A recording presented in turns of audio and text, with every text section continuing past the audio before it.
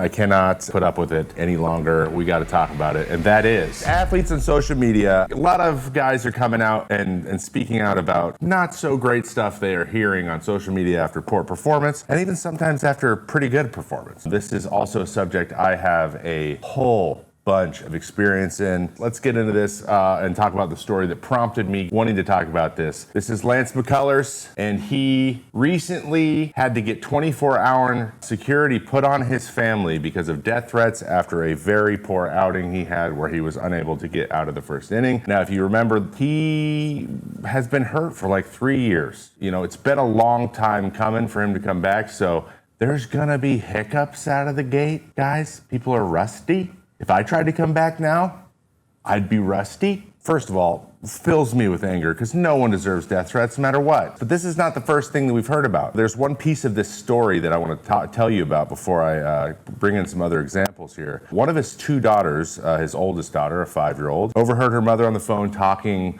to somebody about the threats. And she was, understandably confused on what was going on. And when Lance came home from work that night, she goes, "Daddy, why are we being threatened? Who wants to hurt us?" And as a new parent of an 8-month-old, I can't imagine how that would feel. And that broke my heart. Absolutely just devastated me. That is not something you should ever have to explain. It's sports. I want to talk a little bit about why this stuff happens and why our wires get crossed a little bit in terms of intent and how desensitized we become to this stuff. But Lance is not the first guy or even the most recent guy to have to deal with this stuff. There's 2 Red Sox. Liam Hendriks has been told that, hey, I wish the cancer would have taken you because he, again, a guy who was hurt for 2 years, including non-Hodgkin's lymphoma.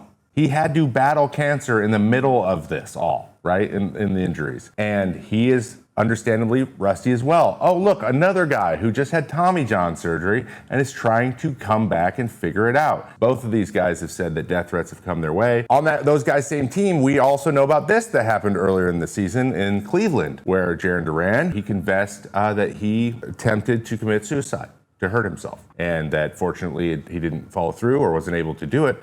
But that is a courageous thing to talk about at all. And for someone to yell at you that they wish you just would have done it, I can't. Let's just put it this way. If you didn't see the video, he tries to go into the stands, as would, I think, any person. But that's just another example of something vile being yelled at a person as if they're not a person. But also quoted in this article, Christian Yelich basically said, yeah, this is totally normal. Everyone gets some sort of horrible thing said to them on social media every single day. So it's not an isolated thing. This is not Lance McCullers had this one weirdo being crazy. There's a lot of people going crazy about sports. Let's talk a little bit about what can be done in these situations, because this is something that I don't think gets talked about enough. First things first, every major league team has a security person, right? It's almost like you have a security officer when you were in high school or middle school. They coordinate with local law enforcement when things are a problem, make sure the hotel's secure, all that kind of stuff, just basic stuff. But whenever there's an issue, your security officer is the person you go to first, and then they utilize the rest of the league's resources as well. So if you're on the road, they connect with the other team's security officer, and then you get local security up. And one of the option was get a security team to take care of McCullers and his young family. James Crane was like, I'm going to pay for that. I'll get that taken care of. So that was all done using the security services, which this has been around for a really long time. They do great work. They never get any accolades. They never get any recognition. They never get anything. But it's a really great resource to have.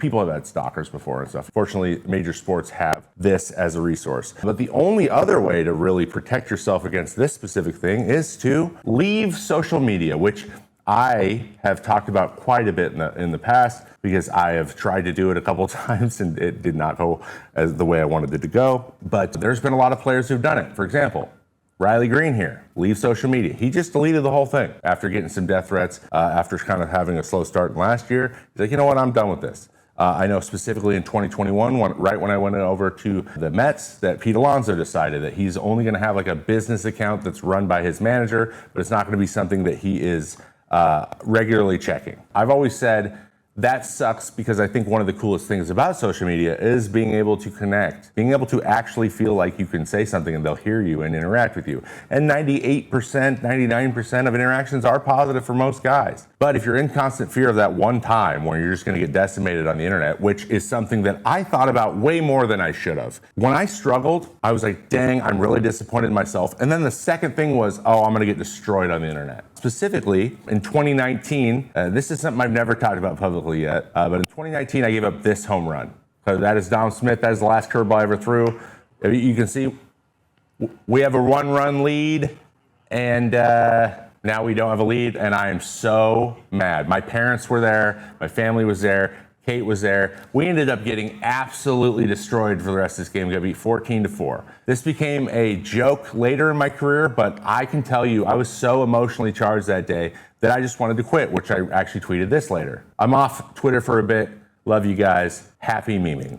And I remember being like, I have to get out of here because I'm worried about it. And I was getting a lot of hate. I was getting a lot of people in DMs and stuff because I like to keep my DMs open because I like to talk to people about baseball. Unfortunately, I had to get out of there because it was just a lot of people disappointed in me. And this was Minnesota. People are very, very nice in Minnesota. And I think this is kind of encapsulates a lot of the things that I had going on with anxiety. Like, it's not the platform's fault, I got to be clear here, or even the heckling itself. It was a me thing, but I struggled a lot with it, and I think that I let that stuff bother me a lot more than it might have bothered other people, but that's not to say that you should have to take it either. In reality, it was like, what is the pros and cons of being here? And I was always on the fence because I have had such great interactions with people on the regular. That's just something I distinctly remember. I remember going out with my parents after this and being just really embarrassed and thinking that everyone thought I sucked. In the restaurant. Nobody cared, including my family. Nobody cared but me. And that's a mild example. So why do people do this? Well, comments. The ability to comment on somebody, anything, all the time is maybe the worst thing that ever happened to society. Just imagine you're at home. There might be a rocket scientist out there, but if someone's posting about, I don't know, developing a rocket technology, and I just get on there and yell at how they're an idiot and they don't know anything about anything, what are the consequences of that? And the answer to that question is there aren't any. That's why I'm bold. Things happen where we get to the point where there's death threats. Is like, nothing's gonna happen to me no matter what I say. When you feel that way, the worst comes out in people. But another interesting part of this is the resurgence of betting. I understand there's a lot of shows, including the network I'm on right now, that does betting sponsorships. And I want to be very clear here. This is not a comment on any betting organization, company, or anything that does their job. That's a whole nother thing to talk about. But there is an understanding we have to have here. Because, Riley Green specifically, but a lot of guys, it used to be fantasy baseball, and then it became betting. It was what was being mentioned in our DMs when horrible stuff was said, is like, you ruined my parlay. I had everything but one, and you messed it up because you gave up the lead. I wish, it's a horrible thing, expletive. And the idea is, people are fanatics for sports. There's a lot of you that are fanatics for baseball. It really bothers you when your team messes up or doesn't win. But then you add monetary effect to you to that. Of course, it amplifies those emotional feelings, one way or the other, whether you're excited that you won and that they won, or you're very mad because they lost and you lost. That's just logic. But there was actually a study done on this stuff out of Xavier. The article was called Game-Changing Innovation or Bad Beat, How Sports Betting Can Reduce Fan Engagement. So this is actually from a business standpoint. I thought this would be a cool thing to talk about. If you add that extra layer of engagement, people will engage more thoroughly. I always thought that was true. Like, you felt more involved in the game, then you would stay more involved with that sport more often. Like, that premise makes a lot of sense to me. These people did a study. It was actually not what they thought it would be. It said, instead of, we find that when fans lose a bet, positive emotions and subsequent fan engagement decrease, obviously. So if you have a bet on something and it's your team, for example, say you lose your bet but they win, you're getting less enjoyment from that win. So the liking sports part is getting diminished one way or the other. It overrides that, which isn't great. In addition, we find that when fans win a bet, fan engagement does not increase either. Together, these results suggest that sports betting can be detrimental to fan engagement. So from a business standpoint, it might not make sense either. And that's important for me because I have skin in the game. I know people who are getting fear. Their families are being threatened. over something as trivial as this. Under that whole umbrella, let me give you one last way of looking at this. If you went and looked at any comment section or any DM or anything with a person that you don't know in real life, if there was like a meter on the side that said how serious this person is, with like a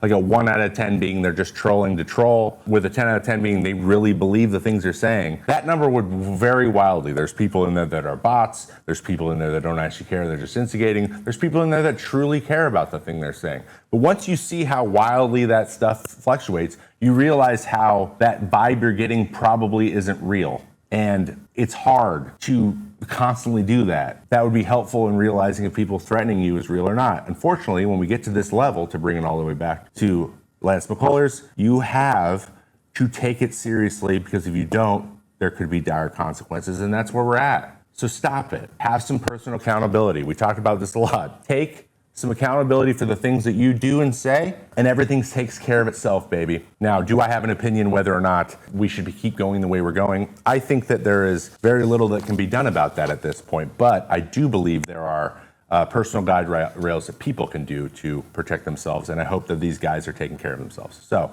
if you are a person that feels the need to yell at a professional athlete that they should hurt themselves or their family, or that you are going to, don't, because that's soft as warm butter. Warm butter is great for bagels, but not for people, okay?